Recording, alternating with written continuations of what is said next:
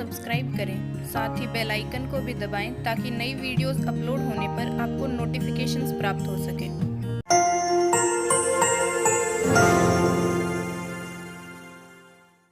तो आव्यूह में पढ़ चुके हैं, ठीक है। तो आव्यूह में हम एक वर्गाव्यूह पढ़ा था।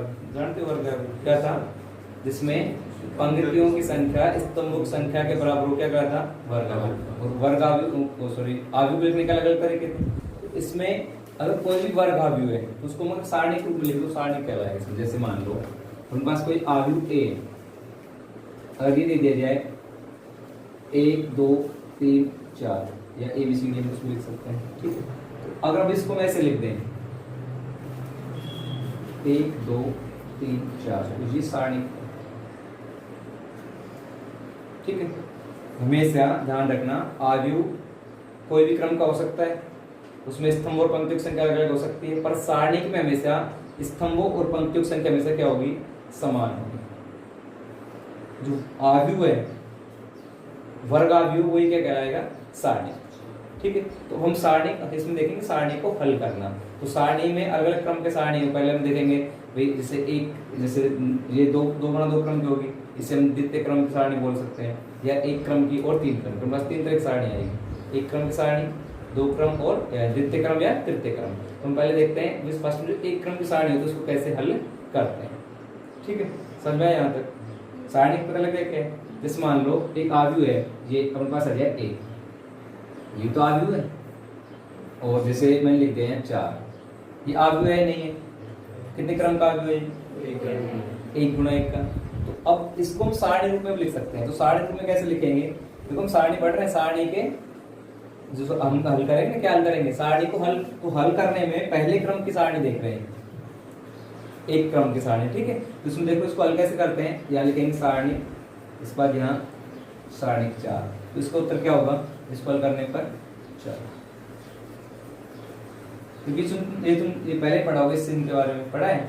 जैसे एक हम ये लिखें, एक ये लिखे, जैसे मान लो मैंने लिख दिया मोड बोलते हैं, मापांक बोलते थे, ठीक है। ये अलग है, मोड अलग है और आव्यूह अलग है। आव्यूह में स्तंभ पंक्तियां संख्याओं के क्रम लिखते हैं और इसमें सिर्फ एक संख्या होती है। सारणिक और मापांक दोनों अलग अलग है, इस दिखने में एक जैसे हैं। सारणी के जैसे आप ये ले देखो, ये तो हमारे पास एक यही था, इसको हल कर दिया हमने सारणी। अगर मैं ये ले लूं ए, अगर आव्यूह है -4, ये समझिए ए आव्यूह -4, अगर इसका हम सारणी ज्ञात करेंगे तो इसका सारणी क्या होगा? a -4 का सारणी के इसको हल करने पर हमारे पास -4 है।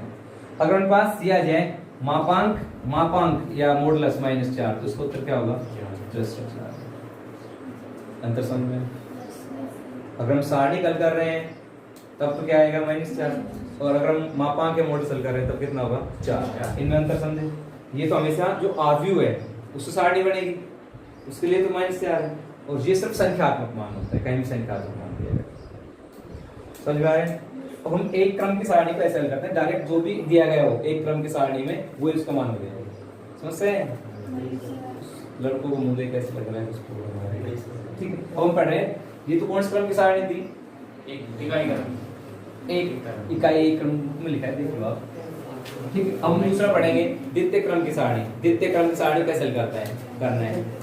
देखो बेटा 2 नंबर पे देखेंगे द्वितीय क्रम की सारणी को हल करना। देखो ये आएगा, कोई भी आव्यूह मान लो पास आगे ए, इधर देख लो, तो देखो ये आव्यूह होगा हमेशा कोई भी A B C D, ये तो पास क्या कहलाएगा? आव्यूह एक। तो इसको हम सारणी रूप में चेंज करेंगे, सारणी क्या हो जाएगी इसकी? सारणी A B C D, इसको हम बोलते हैं आव्यूह और इसको हम क्या बोलते हैं? सारणी। ये द्वितीय क्रम की सारणी, फर्स्ट क्रम की। तो इसको हल कैसे करते हैं ये देखो। इसको हल करने के लिए क्या करना होता है? जैसे इसको इससे गुणा करना है और इसको इससे गुणा कर घटाना है। जैसे इसका उत्तर क्या होगा? यहाँ से A D -B। समझ में? इस कोई एग्जाम्पल ले, मान लो आपको कोई भी आव्यूह रखा है A, जिसका मान है यहाँ से आव्यूह दिया गया होगा, पहले तो एक सारणी डायरेक्ट सारणी बना लेते हैं, 1 2 3 4 बने मान ले, ठीक। इसको हल करोगे, कैसे हल करोगे? हल करने के लिए क्या करना होगा? हमें इस 1 को गुणा करना है 4 से, ठीक है। तो 1 गुणा 4 और माइनस में इन दोनों गुणा कर घटा देना। माइनस में कितना आ गया? 3 गुणा 2, तो इसका उत्तर क्या आ गया? यहाँ से 4 माइनस 6 बराबर -2, तो इसका ऐसे हल करना है इस प्रकार। ये कौन से क्रम की सारणी होगी? तो हम पढ़ेंगे तृतीय क्रम की सारणी। देखो तृतीय क्रम सारणी कैसे हल करते हैं, देखो इसका होगा तृतीय क्रम। तो इसमें कोई भी आर्बिट्रेशन जैसे पास ही आ गया ए, अब इसी को देख लें। मेरे पास ये होगा A B C D E F G H I, लिख सकते हैं ऐसे। कौन से क्रम सारणी का ये? इसको हल कैसे करते हैं? सारणी तो होगी, देखो इसको हल करने के लिए क्या करते हैं इधर देखो। जैसे अब इसमें देखो पंक्ति और स्तंभ दोनों समान है, तो हमें हल करने के लिए या तो हम पंक्ति के सापेक्ष हल करेंगे या स्तंभ के सापेक्ष हल करेंगे, और इसको हम किसी पंक्ति किसी भी स्तंभ के सापेक्ष हल कर सकते हैं। ठीक है, ये इसकी पंक्ति है या इसको बोलेंगे रो, ये क्या है? कॉलम। तो या तो हम इसको रो के सापेक्ष हल करेंगे या कॉलम के सापेक्ष। ठीक है, इसके चिन्ह और बताऊं तुम्हें, चिन्ह कब कौन कौन से लगाने होते हैं। या पहले चिन्ह देख लो सारणी बल का समय। पहले देखो यहाँ फर्स्ट में चिन्ह होता है प्लस, उसके बाद किसका आता है? माइनस, फिर प्लस, फिर माइनस, फिर प्लस माइनस, फिर क्या आएगा? प्लस माइनस और ये होता है सारणी के चिन्ह हल करने के लिए। इनको हल करने के लिए इनको क्यों बताऊं कैसे करते हैं। अब ये तो कौन सा क्रम है? 2 गुणा, ये तो कौन सा? 3। अगर अपने पास 3 गुणा 2 क्रम का होता तो क्या करते हैं द्वितीय क्रम के लिए? प्लस माइनस माइनस प्लस, और सिर्फ एक ही क्रम का होता तो क्या आता है? प्लस। तो इन चिन्हों को क्यों कैसे करना होता है? देखो यहाँ से हम अभी इसको हल करेंगे। हल करने के लिए देखो पहले यहाँ हम कर रहे हैं इसमें ए के सापेक्ष, जैसे पहली पंक्ति पहले स्तंभ के यहाँ से ये ले रहे हैं, पहली पंक्ति R1 के सापेक्ष। ठीक है, तो हम इसको लिखेंगे ए, यहाँ लिखेंगे पहला अवयव इसका ए।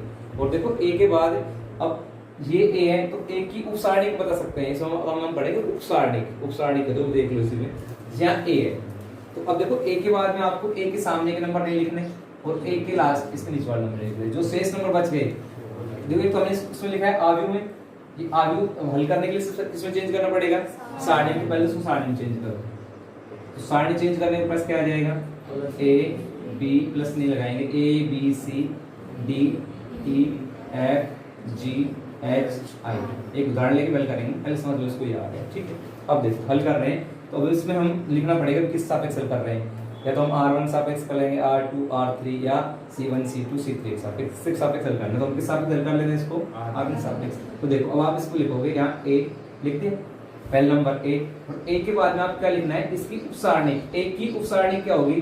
देखो ये एक तो इस ए के सामने वाला नंबर नहीं लेना है और एक इधर का नंबर नहीं लेना है। अब शेष तो बच गया, क्या बच गया? E F H I. तो ये ए की उपसारणी भी कहलाएगी। क्या कहलाएगी? ए की उपसारणी। ये आ गया। देखो अब दूसरा नंबर प्लस चिन्ह तो आ गया, दूसरा नंबर में बी लेंगे तो यहाँ चिन्ह किसका लगाएंगे? माइनस बी आ गया, माइनस बी। अब देखो अब यहाँ लिखेंगे तो अब बी के सामने वाले बी पे आ जाओ। देखो बी के सामने क्या है?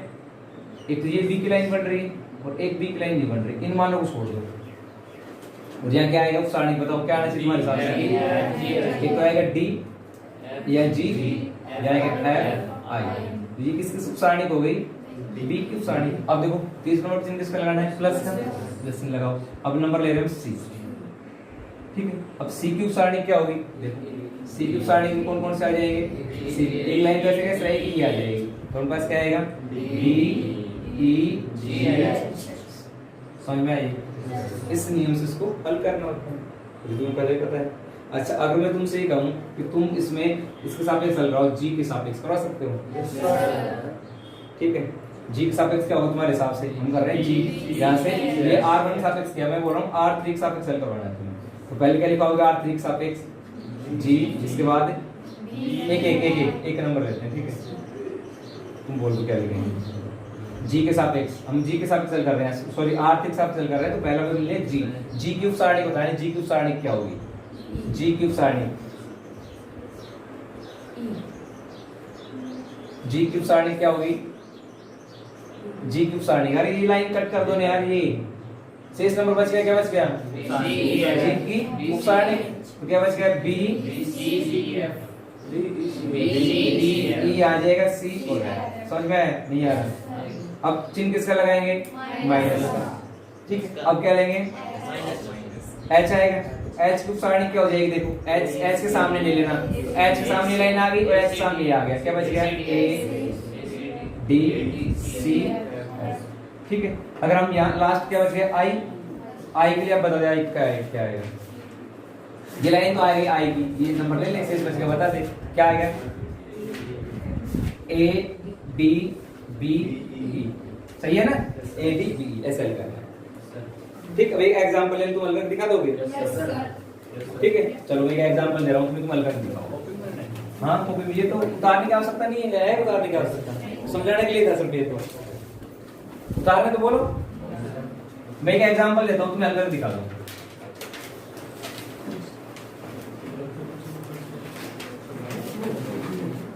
सारणी क्यों बनाता हूँ, डायरेक्ट सारणी।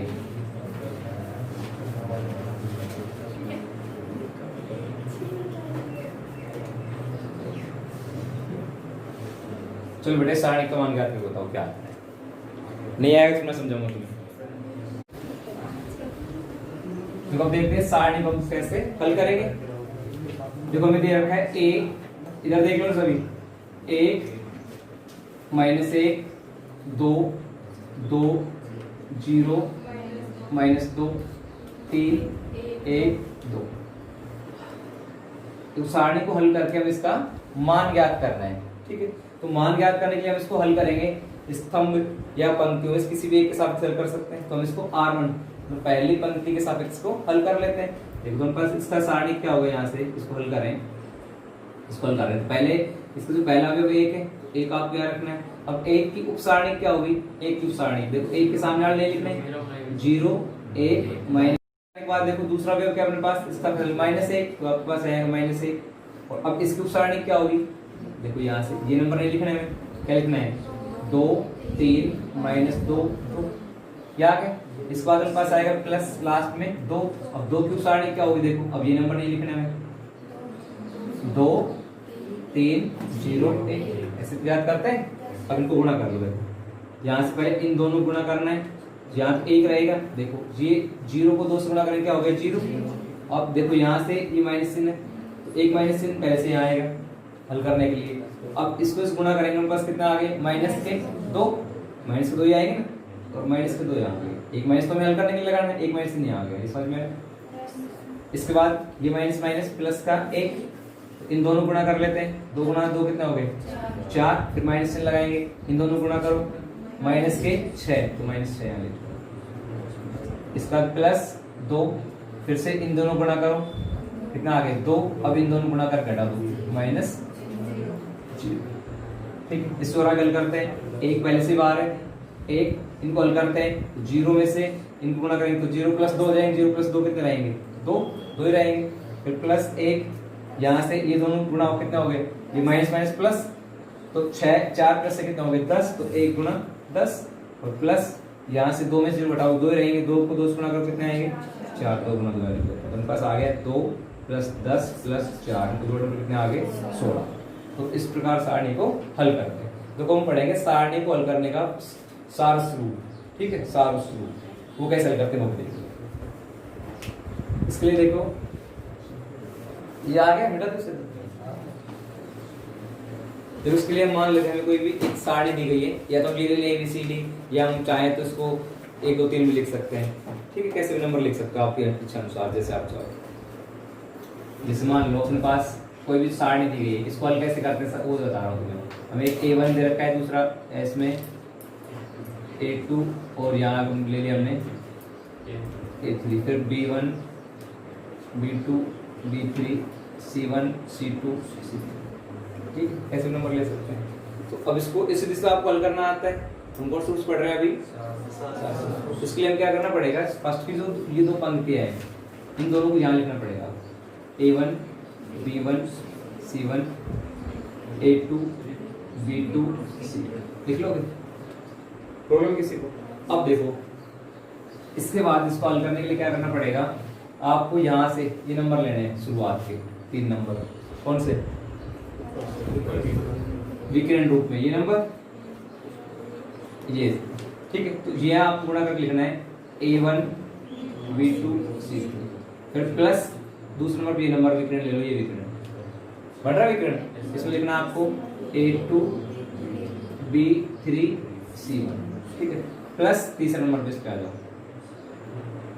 क्या आ गया A3 B1 और C लिख दिया। अब इनमें से हमें क्या घटाना है, यहाँ से विकर्ण शुरू करना है इस क्रम से, ठीक है। देखो इस विकर्ण को ले लो यहाँ से, देखो ये विकर्ण तो इधर लिया तुमने इस साइड, इधर आता नहीं।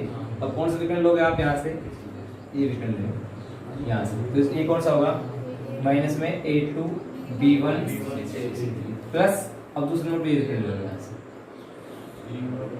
यहाँ से क्या आएगा, a1 ये क्या है b3 और c2 आगे, प्लस में लास्ट कौन सा आ जाएगा यहाँ से a3 b2 और c1। तो इस रूप में हम इसको हल कर सकते हैं। जिसमें मैंने तुम्हें क्वेश्चन दिया, आप इस हल कर देखो, इस अभी जो क्वेश्चन तुम्हें हल करवाया था ना, उस क्वेश्चन को हल कर देखिए, इस नियम से होता है कि नहीं, क्या आंसर आता है। हम पढ़ रहे थे सारणिक के, कोई भी जो सारणी है उसमें क्या पढ़ेंगे, उपसारणिक और सैखंडज, ठीक है। देखो हमें मान लो कोई भी सारणी दी गई हो, तो किसी भी सारणी का सैखंडज और उपसारणिक क्या होते है समझ लो। हमें कोई भी मान लो, या तो हम सारणी ले लें या क्या ले लें, आव्यूह, या आप सारणी ले लो। मान लो कोई भी सारणी दी गई है, सारणी दे दी गई, इसका मान हम ले लें, चलो कोई भी संख्या ले लेते हैं, a1 b1 c1 में लेते हैं, a1 b1 c1, इसको क्या मान लेंगे, a2 b2 c2 और ये आ जाएगा a3 b3 c3। ये भी कोई सारणी दे रखी है, इस सारणी की उपसारणी ज्ञात करना और एक सैखंडज है, वो क्या होते हैं वो समझ लो। देखो उपसारणी का अर्थ क्या होता है, देखो उपसारणी को लिखने से हम इसमें a1 की उपसारणी ज्ञात करेंगे, तो a1 की उपसारणी क्या होता है, अभी बताया तुम्हें, b2 c2 c3 b3, ठीक है। तो अब इसमें इसकी जो उपसारणी है वो क्या होगी, b1 ये तो आएगा ही नहीं, b2 c2 b3 और c3, ये तो होती उपसारणी, ठीक है। और उपसारणी को अपने इस बुक में ऐसे लिखा गया है, किसी जैसे हम इसमें लिखेंगे a1 की उपसारणी, इसको लिखा है a और इसको लिख देंगे एक एक, जैसे पहली पंक्ति पहले, यहाँ एक एक अर्थ क्या है, पहली पंक्ति पहले स्तंभ की उपसारणी। तो पहली पंक्ति पहले स्तंभ की उपसारणी क्या होगी इसमें, b2 c2 b3 मतलब बड़े ए से लिखना है, जिसकी भी आप याद करो, सब में उपसारणी, ठीक है। अगर हम मान लो यहाँ से c2 की उपसारणी ज्ञात करें, c2 की उपसारणी, तो क्या लिखोगे, क्या लिखोगे बेटा, यह क्या आएगा बताओ, a, यहाँ क्या लिखूं, दूसरी पंक्ति तीसरा स्तंभ की उपसारणी क्या होगी बता सकते हो, देखो इसके सापेक्ष ज्ञात कर रहे हैं, ये आएगा क्या आएगा, a1 b1 a3, ठीक है। आप चाहो तो इसको m से भी लिख सकते हो, m, हाँ m2 इससे भी लिख सकते हो, या आपने बुक में इसको a से लिखा है इसलिए मैं इसको आपको a से लिखवा रहा हूँ। ये तो हो गया उपसारणी। अब हम पढ़ेंगे सैखंडज, ठीक है। देखो सैखंडज क्या होता है, सैखंडज को लिखते हैं f से, लिखेंगे बड़े अक्षरों में f से। जैसे अब यही पहला क्वेश्चन देखें, a1 की उपसारणी थी, हम a1 का सैखंडज देखें, क्या देखें, a1 का सैखंडज, तो a1 का सैखंडज क्या होगा देख लो, सैखंडज को लिखेंगे f से, क्या लिखेंगे f, जैसे एक एक, तो इसका सैखंडज होगा यहाँ से हमारे पास -1, इस घात में i प्लस j और फिर इसी की उपसारणी, समझ में, i प्लस j, तो i प्लस j का अर्थ क्या है इसमें भाई, जैसे एक एक है तो आप इसमें लिखोगे, तो इसका यहाँ से जो उपसारणी रहेगी इसकी, तो इसमें चिन्ह किसका आएगा वो यहाँ से डिसाइड करोगे आप। जैसे i का मान क्या है, एक एक, इसमें चिन्ह बताया ना, प्लस माइनस प्लस, फिर क्या होता है माइनस प्लस माइनस, इसका यहाँ प्लस माइनस प्लस, ये चिन्ह कैसे आते हैं वो यहाँ से पता लगेगा आपको सारा। देखो यहाँ अपने पास -1 घात क्या रहेगा, i प्लस j, तो इसमें एक और एक है, अपने पास क्या आएगा -1 की घात 1 प्लस 1, 1 प्लस 1 कितना होगा, उपसारणी, ठीक है। यहाँ उपसारणी है, तो उपसारणी को हम किससे लिख रहे थे, 11 से, तो इसको 11 लिख सकते हैं, ऐसे उपसारणी लिख सकते हैं कि नहीं, ये आ गया। तो इसका अर्थ क्या हुआ, यहाँ से 1 और 1 2, तो 2 1 का वर्ग कितना हो गया, यहाँ से -1 का वर्ग और फिर 11, तो उनके पास कितना आएगा, यहाँ से 1 का वर्ग 1 होगा, तो प्लस चिन्ह आएगा, माइनस चिन्ह, प्लस चिन्ह, तो हम सिर्फ इसको लिख सकते हैं 1, ये इसकी उपसारणी को समझ में। सेकंड टच ये आएगा। अगर मान लो हम किसी और का ज्ञात करें, जैसे मान लो मैं इसका ज्ञात कर रहा हूँ, यहाँ से एक दो का ज्ञात कर रहा हूँ, एक दो का, तो अब इसमें चिन्ह किसका आएगा, यहाँ एक दो लिख देंगे उपसारणिक में, ठीक है। अब देखो चिन्ह किसका हो जाएगा, एक, ये कौन सा है, पहली पंक्ति दूसरा स्तंभ, तो पहली पंक्ति दूसरा स्तंभ कितना आएगा, दो, तो उनका कितना हो गया, तीन, तो माइनस एक की घात तीन, ए एक दो कितना हो गया, माइनस और ए, समझ में। तो इसको लिखेंगे यहाँ से कि उपसारणिक, उपसारणिक थोड़ी था ये, सेकंड है, तो उपसारणिक तो लिखा उसको दिया, ये क्या कहलाएगा, सेकंड। समझ में आ गया, सेकंड क्या था, उपसारणिक, ठीक है, सेकंडज और उपसारणिक की कहलाएगा सेकंड। तो ऐसे सभी का ज्ञात कर लो कि ज्यादा बताने क्या हो सकता है, ये चिन्ह आएंगे आपके, आ जाएंगे कि नहीं, ठीक। अब हम प्रश्नावली शुरू करेंगे। प्रश्नावली 4.1 हमें सारणी दी गई है के, इसके बाद 2 इधर के 4 -3 और इसमें क्या लिखा है, का मान 0 होगा। देखो हमें के का मान ज्ञात करना है, क्वेश्चन नंबर है फर्स्ट प्रश्नावली 4.1 का, प्रश्नावली 4.1 क्वेश्चन नंबर 1 ये दिया गया है सारणी, और उसमें लिखा है के किस मान के लिए इस सारणी का मान 0 प्राप्त होगा, तो हम पहले इसके बराबर 0 लेकर हल करेंगे। 0 ले लिया, देखो अब इसको हल करोगे, ये नंबर इससे गुणा होगा, उनके पास कितना आ गया, -3 के, फिर माइनस से लगाएंगे और फिर इन दोनों गुणा करेंगे, कितने हो गए, माइनस के 8 बराबर 0, उनके पास कितना आ गया, -3 के बराबर माइनस के 8, माइनस कर जाएगा प्लस के 8, के बराबर 8/-3, तो के बराबर कितना आ गया, -8/3। के का जो मान है वो 8/3 अगर हम लेते हैं तो सारणी का मान क्या हो जाएगा, 0 हो जाएगा, ठीक। पहला प्रश्न आ गया, सो कंप्लीट। क्वेश्चन नंबर 2 सारणी x y 2 4 बराबर 0 दे रखा है, हमें x और y का अनुपात ज्ञात करना है। देखो सारणी बंद करने के लिए पहले इसको इससे गुणा करेंगे, उनके पास कितना आ गया, 4x, x को गुणा करेंगे 4 से, 4x और इस बार क्या आएगा, -2y बराबर में 0, तो इसको क्या लिख सकते हैं, 4x बराबर में 2y, हमें अनुपात निकालना है। देखो अनुपात को मैं ऐसे लिख सकते हैं x/y, ये अनुपात होता है, तो अब देखो इसको क्या लिख सकते हो, y यहाँ लिखा है, y को इसके नीचे ले आओ तो x/y, और यहाँ से 4 से नीचे आ जाएगा, कितना आ गया, 2/4, इसको कैंसिल कर दो, कितना आ गया, 1/2, तो उनके पास आ गया x/y बराबर 1/2, ये इसका। क्वेश्चन नंबर 3 दिया गया है सारणी 2 3 y x बराबर 4, दूसरा है x y 4 2 बराबर 7। इनको हल करके हमें x और y का मान ज्ञात करना है। तुम पहले सारणी हल करेंगे, देखो इसको इससे गुणा करो, कितना हो गए, 2x, इसको इससे गुणा करो, माइनस में 3y बराबर 4, समीकरण नंबर आ गया 1। 2x और इसको गुणा करेंगे माइनस के 4y बराबर 7, ये आ गए। ये समीकरण नंबर 1 है, समीकरण नंबर 2 है। देखो समीकरण 1 में समीकरण 2 हटा दो, समीकरण 1 माइनस समीकरण 2, उनके पास कितना आएगा, 2x माइनस 3y बराबर 4, और यहाँ क्या लिखेंगे, 2x माइनस 4y बराबर 7। अब इसको घटाना है, तो घटाने के लिए क्या करते हैं, चिन्ह बदलते हैं, घटाने पर तो ये -3 होगा, ये प्लस होगा, ये माइनस होगा, जब ये आपस में कट गए।